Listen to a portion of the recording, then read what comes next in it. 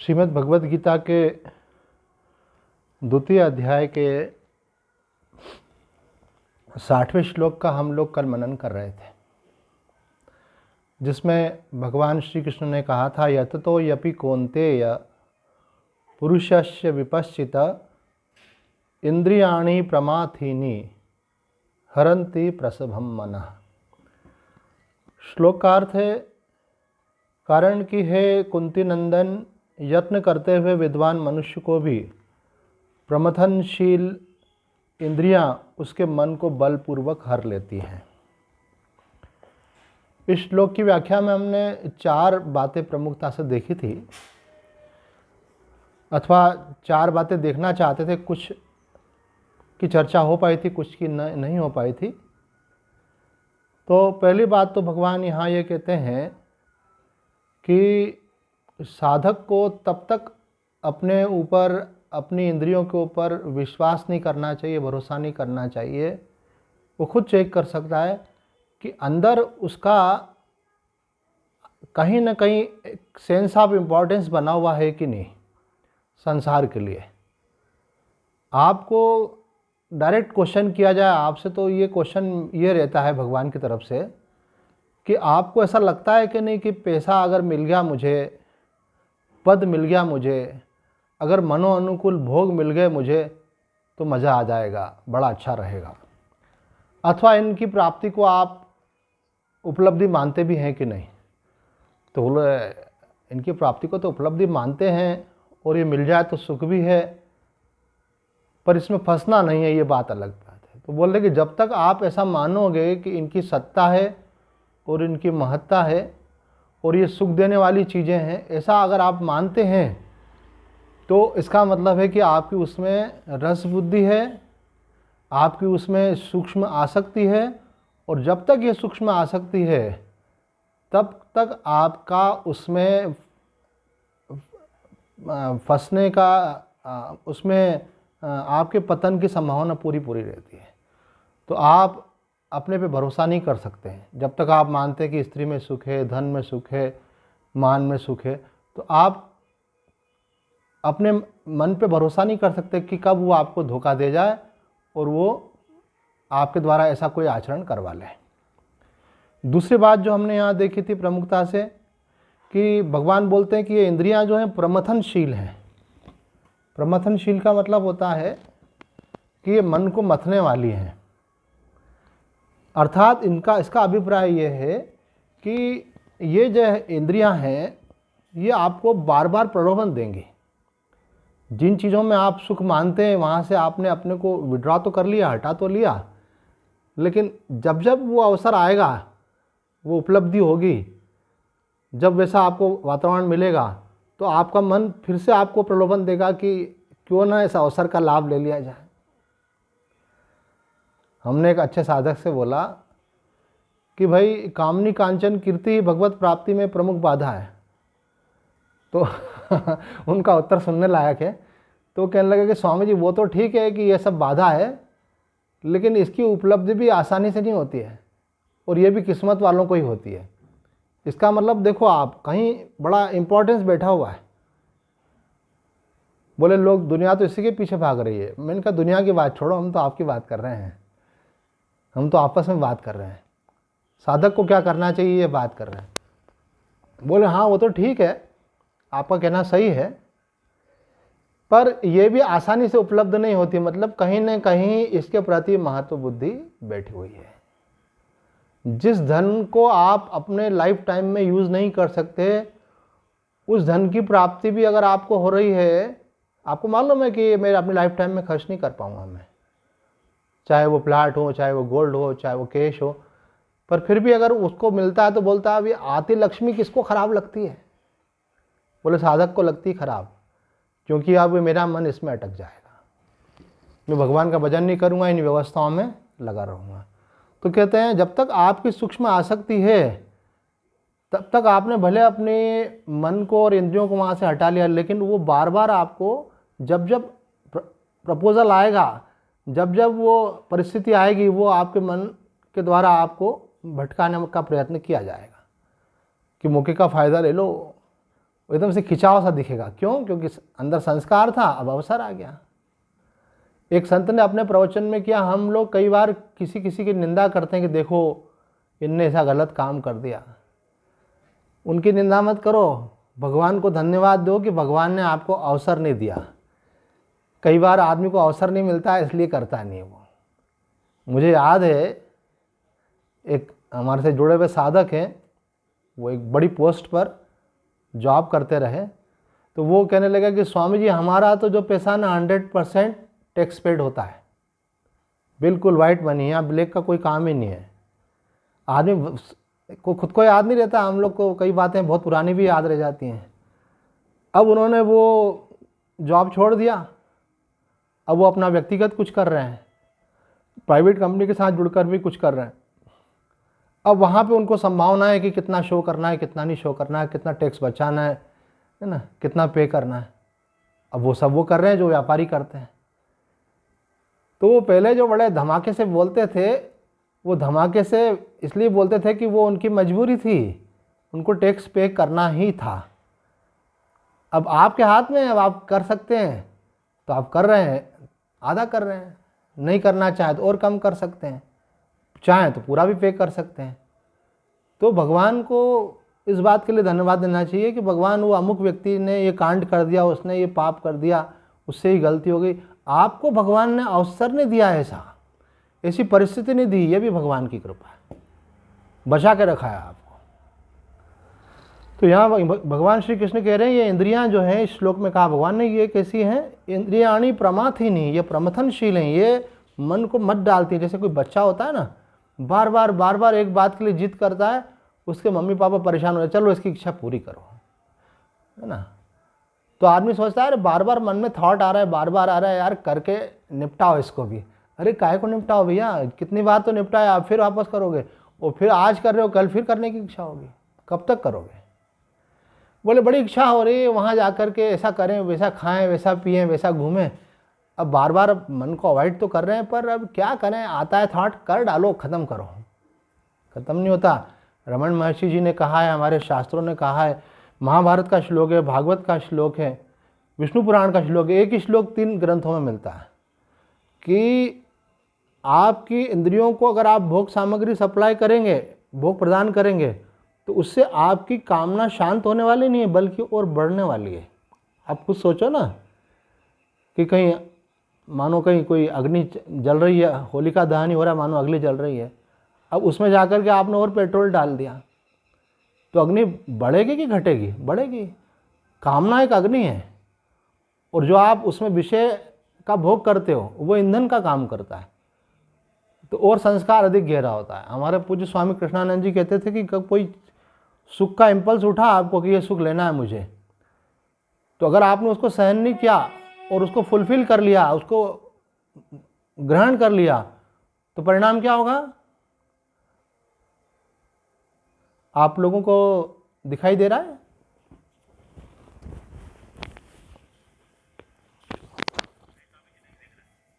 आपको चेहरा नहीं दिख रहा है? हेलो, मैं एक बार ट्राई करता हूँ, क्यों हो गया मैं मुझे नहीं मालूम। ओके, कोई नेट की प्रॉब्लम थी।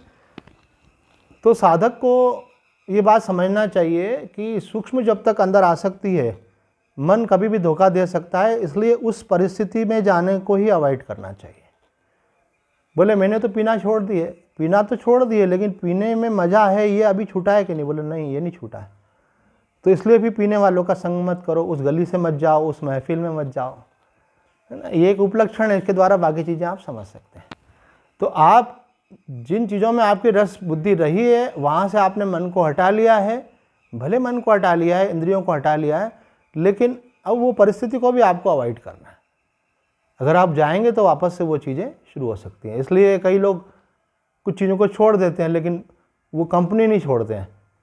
बोले कंपनी से क्या, वो पीते रहे, हम नहीं पिएंगे, पर मालूम पड़ता धीरे धीरे उनको देख के उनका जो सूक्ष्म संस्कार रहता है वो वापस से उनको प्रवृत्त कर देता है।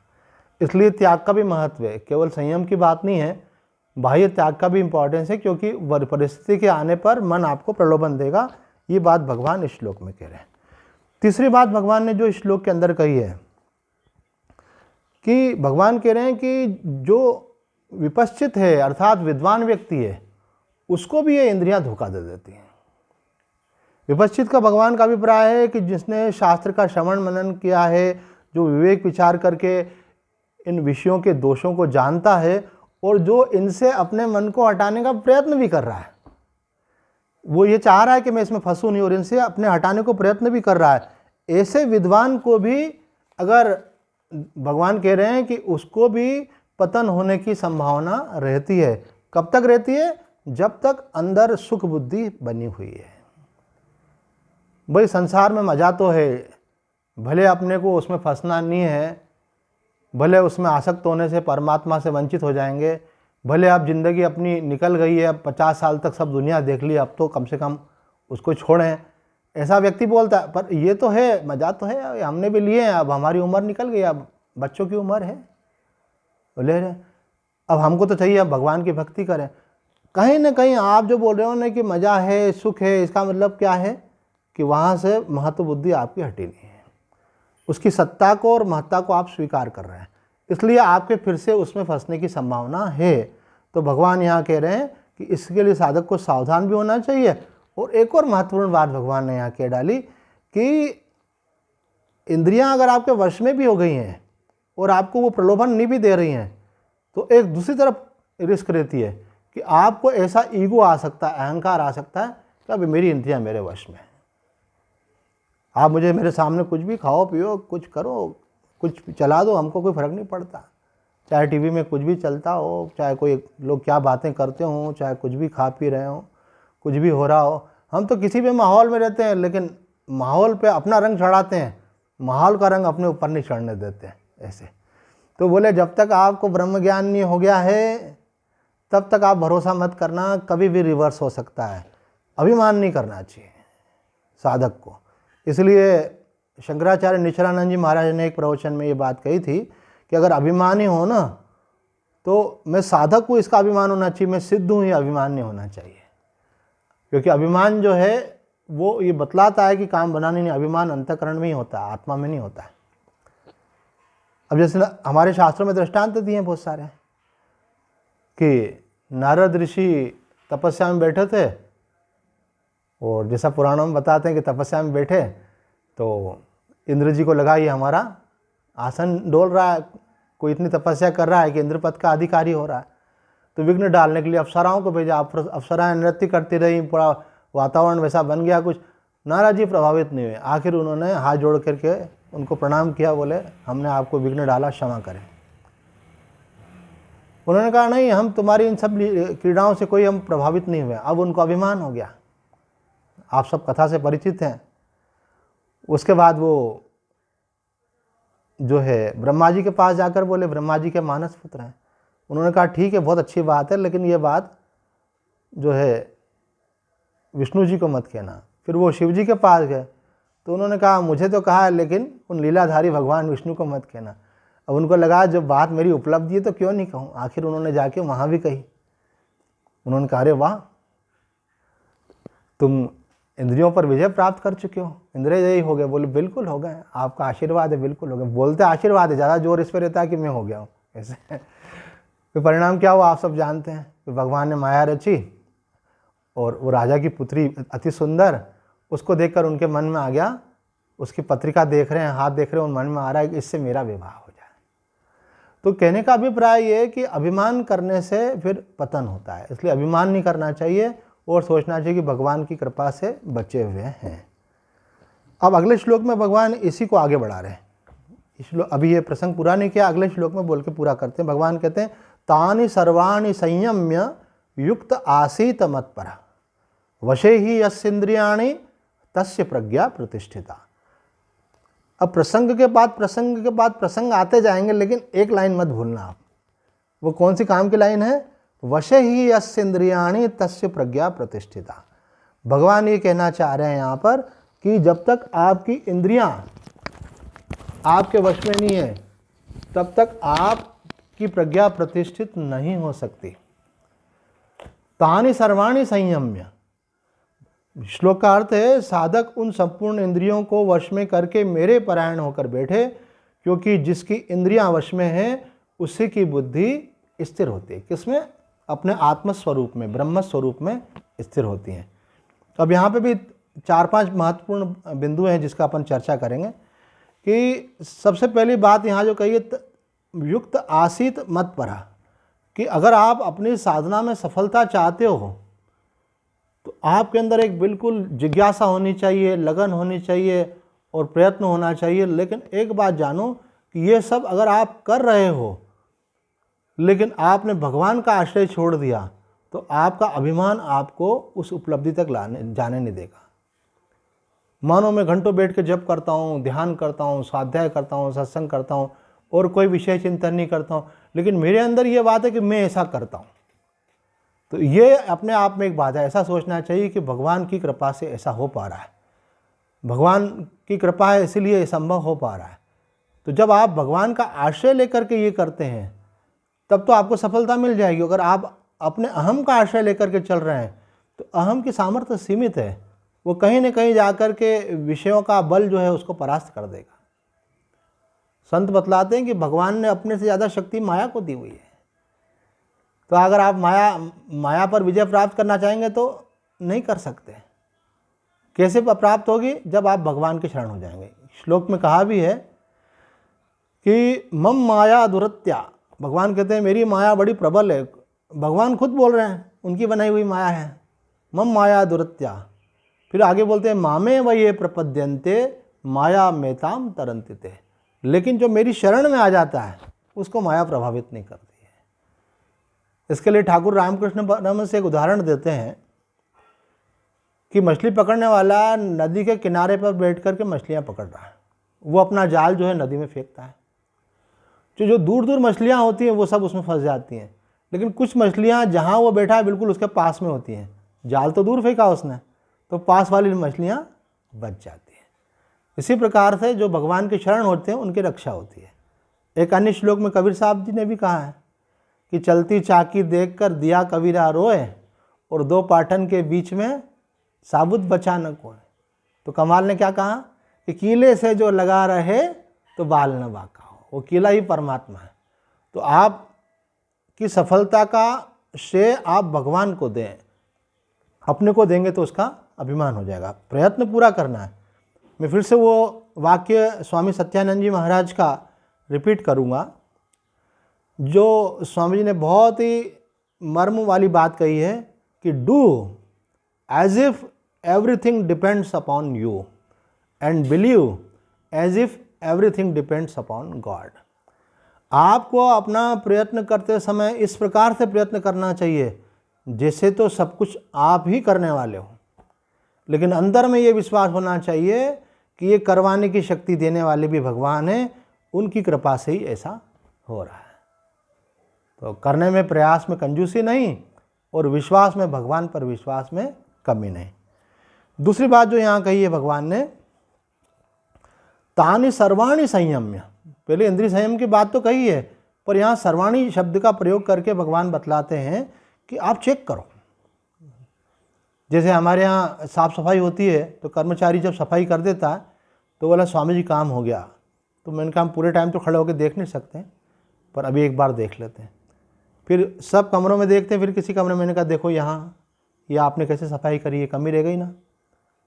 किसी से किचन का कोई काम करवाया तो बोलते हैं आप कर लो काम, फिर जाकर के बोलते देखो ये सिंक साफ़ नहीं हुआ ठीक से, अथवा गैस चूल्हा साफ़ नहीं हुआ, अथवा सब्जी काटी तो आपने छिलके यहाँ से उठा करके गाय के उसमें नहीं डाले, अथवा सब्जी काट दी तो उसको काट के फ्रिज में क्यों नहीं रखा। तो क्या होता है, अपने को बारीकी से देखना पड़ता है काम परफेक्ट हो रहा है कि नहीं। तो आप अपनी अंतर अवलोकन करके देखें कि आपकी इंद्रियों में कौन सी इंद्रिय प्रबल है और वो वश में हुई कि नहीं। क्या होता है कि कोई इंद्रियां हमारी वैसे ही प्रबल नहीं रहती हैं, ये पर्सन टू पर्सन वेरी करता है। किसी को कुछ ज़्यादा सुनने का शौक़ होता है, किसी को ज़्यादा देखने का शौक़ होता है, किसी को ज़्यादा खाने का शौक़ होता है, तो सबको अलग अलग प्रकार की वासना रहती है। तो 5 ज्ञानेंद्रियां, पांचों में से कोई एक होती है। तो आपको जो इंद्रिय आपकी प्रबल है उसका आपको विशेष ध्यान रखना है और उसको वश में करने के लिए आपको निरंतर प्रयत्न करना पड़ता है। और ये कोई ऐसा नहीं है कि एकाएक हो जाता है। उसके लिए आपको कई प्रकार से, एक तो पहले आपको उसमें दोष दर्शन करना चाहिए, और उसके बाद आपको अपना मन वहाँ से हटा करके पॉजिटिव उसमें लगाना चाहिए, है ना। एक सत्यानंद जी महाराज मुंगेर वाले हैं, बड़े योग के बहुत बड़े संत हुए, अब तो उनके शिष्य संभाल रहे हैं वहाँ पे। तो उन्होंने कहा कि मैंने एक बात देखी कि आदमी को अपना मनोनिग्रह करने में बहुत एनर्जी वेस्ट होती है। मैंने अपनी वासनाओं को नियंत्रित करने में बहुत ऊर्जा नष्ट करी। फिर मुझे बहुत समझ में आया कि बजाय मनोनियंत्रण करने में ऊर्जा नष्ट करने के, मनोपरिवर्तन की तरफ ज़्यादा ध्यान देना चाहिए। जैसे आपको सुबह का समय मिला, आप सत्संग में लग गए, आप स्वाध्याय में लग गए, आप बैठकर साधना में लग गए, तो आपका समय इधर चला गया तो प्रमाद से समय बच गया आपका।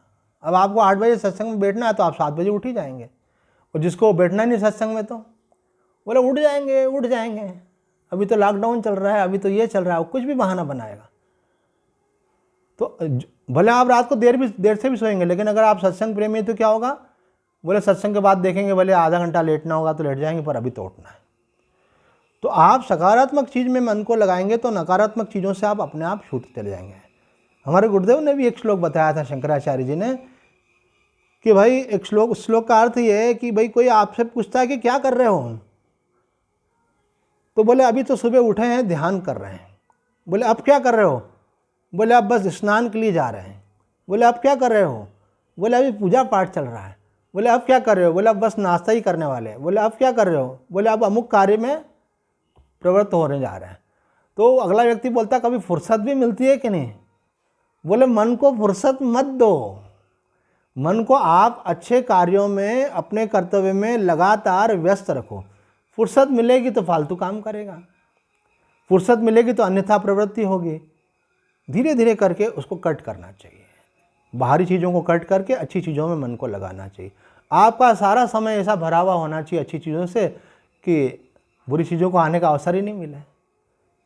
स्वामी दयानंद जी महाराज से किसी ने ये प्रश्न पूछा था कि स्वामी जी, ब्रह्मचर्य का पालन तो करना तो बड़ा कठिन है, पर आपके लिए कहा जाता है कि आप एक कठोर ब्रह्मचारी रहे। स्वामी विवेकानंद जी के लिए भी कहा जाता है कठोर ब्रह्मचारी रहे।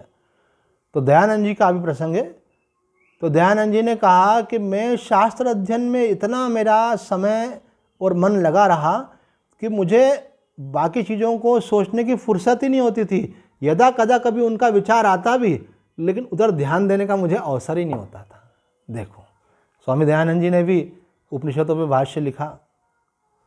एक बार एक पहलवान से उनका सामना हुआ, तो उन्होंने कहा हम इतनी दंड बैठक करते हैं, ये करते हैं। बोले असली शक्ति तो व्यक्ति के अंदर ही है, ये आप तो क्रियाएं करके अभिव्यक्त कर रहे हो। तो उन्होंने कहा कि मैं कपड़े को पानी में डाल के निचोते हैं ना, तो बोले मैं निचोता हूँ, उसके बाद अगर आप एक बूंद भी पानी निकाल दो तो मैं मान जाऊँगा कि आप मुझसे भी ज़्यादा ताकतवर हैं।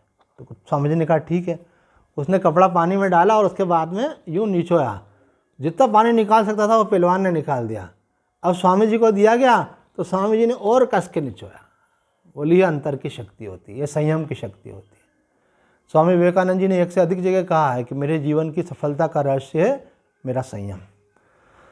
तो यहाँ भगवान कह रहे हैं तानि सर्वाणि संयम्य। आपको इस बात पे ध्यान देना पड़ेगा कि आपकी कौन सी इंद्री कमज़ोर है। चोर आता है तो वो पूरे घर को देखता है कि कौन सी जगह ऐसी जहाँ से मैं एंटर हो सकता हूँ। एक एक खिड़की को हाथ लगाता, हाँ बोले इसकी चिटकनी थोड़ी ढीली है, यहाँ झटका मार करके अंदर घुस सकते हैं। ये थोड़ा रोशनदान बड़ा बना हुआ है, यहाँ थोड़ा सा जगह बना करके अपन अंदर प्रवेश कर सकते हैं। तो आपका मन भी ढूंढता है संसार का विषय सुख लेने का, तो सोचता है कि ये इधर से प्रवेश करूं, इधर से प्रवेश करूं, जहाँ से मौका मिल जाता वहाँ से। आपको अपनी किसी इंद्रिय को कमज़ोर नहीं रखना है, धीरे धीरे करके सभी इंद्रियों पर विजय प्राप्त करना। तानि सर्वाणि संयम्य। आपको देखना चाहिए मेरी जीभ मेरे वश में है कि नहीं। तो इसकी एक परीक्षा ऐसी हो गई कि आपको जो चीज़ें प्रिय लगती हैं आप कुछ दिन के लिए छोड़ दो, अथवा सप्ताह में 1 दिन के लिए छोड़ दो, आपको मालूम पड़ेगा कि आप उसके बिना भी रह पाते हैं। तो संयम का एक यज्ञ होता है अपने आप में। भगवान ने जो 14 प्रकार के यज्ञ बतलाए हैं 4थे अध्याय में, उसमें एक संयम यज्ञ भी, वो आगे से आगे।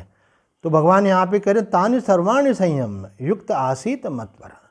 अब यहाँ पे युक्त शब्द का प्रयोग भगवान ने कहा, बड़ा ध्यान देने वाली। भगवान की एक बात भी चूक गए तो हमारा साधन जो है इनकम्प्लीट हो जाएगा।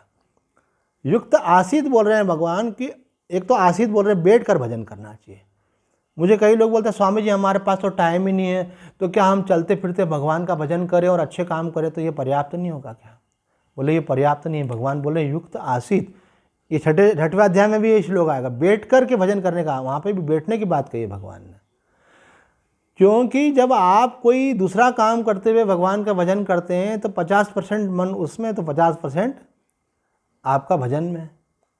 उदाहरण के लिए कोई ड्राइविंग कर रहा है और ड्राइविंग करते हुए भगवान का नाम ले रहा है, तो 100% ध्यान उसका भगवान में नहीं रहेगा, आधा उसका सामने रहेगा, साइड में रहेगा, पीछे से कोई हॉर्न दे रहा उस पर रहेगा, और साथ साथ उसका भजन भी चल रहा है।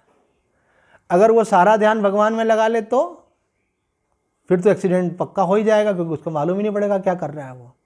तो इसलिए ठीक है, ठाकुर रामकृष्ण परमहंस की वाणी है ये, कि जब आप संसार का काम करते हो तो एक हाथ से संसार का काम करो और एक हाथ से ठाकुर के चरणों को पकड़ करके रखो, और जब संसार का काम हो जाए तो दोनों हाथों से ठाकुर को पकड़ करके रखो।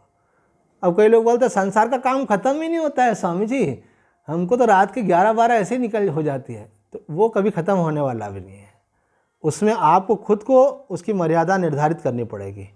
अगर आप 8 घंटे से अधिक काम कर रहे हैं तो वो शास्त्र विरुद्ध है, आपको 8 घंटे में समेटना चाहिए उस काम को। बाकी नहीं तो भगवान का भजन कैसे करेंगे, स्वास्थ्य रक्षा कैसे करेंगे, समाज के साथ परिवार के साथ समय कैसे देंगे।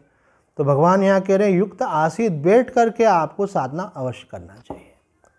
भगवान श्री कृष्ण की दिनचर्या देखिए श्रीमद् भागवत महापुराण में, आप जब आगे अनुसूचिका देखेंगे तो उसमें लिस्ट में लिखा हुआ है भगवान की दिनचर्या, 10वें स्कंद के अंदर भगवान ब्रह्म मुहूर्त में उठ करके अपने ब्रह्म स्वरूप का ध्यान करते थे। अरे भगवान को ध्यान की क्या आवश्यकता है, वो तो पूर्ण ज्ञान स्वरूप है, वो तो ज्ञान प्रदान करने वाले हैं। पर क्यों करते हैं? वो हमारे लिए करते हैं, हमको सिखाते हैं कि उठ के सबसे पहले करने वाला काम कौन सा है, अपने ब्रह्म स्वरूप का ध्यान। उठते से भागना नहीं इधर उधर, शांति से बैठ करके भगवान का भजन करना। रमन महर्षि जी कहते हैं ध्यान का सबसे बेस्ट टाइम कौन सा है? बोले ध्यान का सबसे बेस्ट टाइम यह है कि आप सुषुप्ति से उठे और जागृति में आपका प्रवेश नहीं हुआ है, आपका मन शांत है, आपकी वासनाएं शांत है। उस समय आप अगर ध्यान में बैठेंगे तो वो ध्यान में आपका मन सुषुप्ति से जागृति से प्रवेश की जो संधि काल है, उस समय वो स्वाभाविक रूप से आत्मस्वरूप में ही स्थित रहता है। आपको कुछ विशेष प्रयत्न नहीं करना पड़ेगा, अभी बहिर्मुख हुआ ही नहीं है और निद्रा भी चली गई है, बस सजग रहना है आपको। तो यहाँ भगवान कह रहे हैं युक्त आसीत। और युक्त आसीत का एक और अर्थ जो किया गया, युक्त का मतलब होता है कि आपका मन आपके वश में होना चाहिए। अगर कोई व्यक्ति बोले देखो मैं भाई शरीर से तो कोई गलत काम नहीं करता हूँ, लेकिन अब मन का क्या है, मन चला जाता है। तो किसी ने बोला हाँ कोई बात नहीं, कलयुग में मानसिक पाप नहीं कहलाता है, शारीरिक पाप ही पाप कहलाता है। अब आपको और थोड़ा सा सपोर्ट मिल गया, अब आप शरीर से तो नहीं कर रहे हैं, लेकिन बोले मन से कल्पना करने में क्या है, कोई जाके किसी को कुछ कर थोड़ी रहे हैं, हम मन में ही तो सोच रहे हैं ऐसा। तो यहाँ पे स्वामी जी ने भी अर्थ किया है और शास्त्र का अर्थ भी है, युक्त का मतलब है कि आपका मन भी आपके कंट्रोल में होना चाहिए, केवल इंद्रिया ही नहीं। आप केवल डायबिटिक हो तो हलवा खाना छोड़ दिया इतना ही नहीं चलेगा, हलवे के बारे में सोचना भी छोड़ना पड़ेगा। और हम तो एक स्टेप आगे की बात करते हैं, वो शास्त्र की बात नहीं, वो अपनी तरफ से हम बोलते हैं कि कोई लाकर के ऐसी चीज़ रख देता है जो हमको खाने के लिए अनुकूल नहीं है, मतलब स्वास्थ्य के लिए हानिकारक है, तो हम बोलते हैं कि हमको डॉक्टर ने देखने के लिए मना किया। बोले स्वामी जी देखने के थोड़ी मना कर सकता कोई। मैंने कहा हाँ किया है। फिर वो ले आते तो हम बताते हैं, क्योंकि अगर आपने रखा हुआ ज़्यादा देर तक देखते रहेंगे तो मन चल जाएगा, और मन चला तो फिर लगेगा थोड़ा सा खा लो ही। तो न देखेंगे, न उसके बारे में सोचेंगे, और न उसको फिर उपभोग करेंगे। तो भगवान कह रहे युक्त आसीत, आपको इंद्रियों का संयम सफिशिएंट नहीं है, आपको मन का संयम भी होना चाहिए, मन में भी वो विचार नहीं आना चाहिए, तब आप समझें कि आपका मन पूरा ठीक ठीक परमात्मा की तरफ लगने वाला है। तीसरी बात जो भगवान ने ये कही है कि मत परा, उसकी व्याख्या में एक बार मैंने बड़े उच्च कोटि के सिद्ध संत वामदेव जी महाराज से कहा कि एक संत महात्मा कहते हैं कि आप चाहे कितना ही स्वाध्याय करो, कितना ही ध्यान करो, कितना ही संसार से तुमको वैराग्य हो, चाहे तुमने संन्यास ले लिया हो, लेकिन जब तक भगवान की महाकृपा नहीं होगी तब तक तुमको अपने ब्रह्म स्वरूप का साक्षात्कार नहीं होगा। तुम बुद्धि में निश्चय कर सकते हो, लेकिन निश्चय अनुभूति में तब बदलेगा जब भगवान की महती कृपा होगी। तो मैंने कहा स्वामी जी ये बात सही है, भले वो ज्ञान मार्ग का साधक हो, लेकिन जब तक भगवान की कृपा नहीं होती है तब तक उसको ब्रह्मानुभूति नहीं होती है। तो स्वामी जी मुस्कुराए, वामदेव जी महाराज मुस्कुराए और कहने लगे कि देखो ऐसा है, भगवान की कृपा तो आदि से अंत तक है। भगवान की कृपा थी तो आप 84 लाख योनियों में से मनुष्य योनि में आया, किसी पुण्य कर्म से नहीं आया। भगवान की कृपा से आप पुण्य कर्म करने का तो दूसरी योनियों में अवसर ही नहीं मिलता है, वो तो मनुष्य शरीर में ही मिलता है। भगवान की कृपा से ही तुमको भगवत तत्व को जानने की जिज्ञासा उत्पन्न हुई। भगवान की कृपा से ही तुम्हें कोई ज्ञानी गुरु मिला, और भगवान की कृपा से ही साधन हो पाता है, नहीं तो अनेक विघ्न आ सकते हैं। साधन हो पा रहा है और काम भी जब बनेगा तो उनकी कृपा से। तो बोले कृपा तो आदि से अंत तक है। इसलिए भगवान ने जो कहा मत परा, मेरे परायण होकर के करो, अर्थात उनका आश्रय लेकर के करो। एक आखिरी बात है कि आपका वैराग्य प्रबल नहीं भी हो, लेकिन अगर आपका भगवान पर विश्वास है और भगवान में आपका प्रेम है, तो आप देखेंगे कि वैराग्य प्रबल नहीं होने पर भी भगवत शक्ति आपकी हेल्प करेगी और आप उस तत्व में स्थित हो जाएंगे। इसलिए कई ज्ञान मार्ग वाले बोलते हैं हम तो भगवान और इसमें नहीं, हम तो केवल तत्व चिंता नहीं करते। अरे भाई, गुरुदेव से किसने मिलवाया? भगवान ने। मनुष्य शरीर किसने दिया? भगवान ने। तत्व की जिज्ञासा किसने दी? भगवान ने। उन भगवान पे विश्वास करो। ज्ञान और भक्ति का कोई परस्पर विरोध नहीं है। अगर आपके अंदर वैराग्य में कुछ शिथिलता भी है तो भगवत विश्वास आपको उस तत्व की उपलब्धि कराएगा। तो आज इतना ही कहकर अपनी वाणी को विराम देते हैं। ओम पूर्णमदः पूर्णमिदं पूर्णात् पूर्णमुदच्यते पूर्णस्य पूर्णमादाय पूर्णमेवावशिष्यते। ओम शांति शांति शांति। नारायण।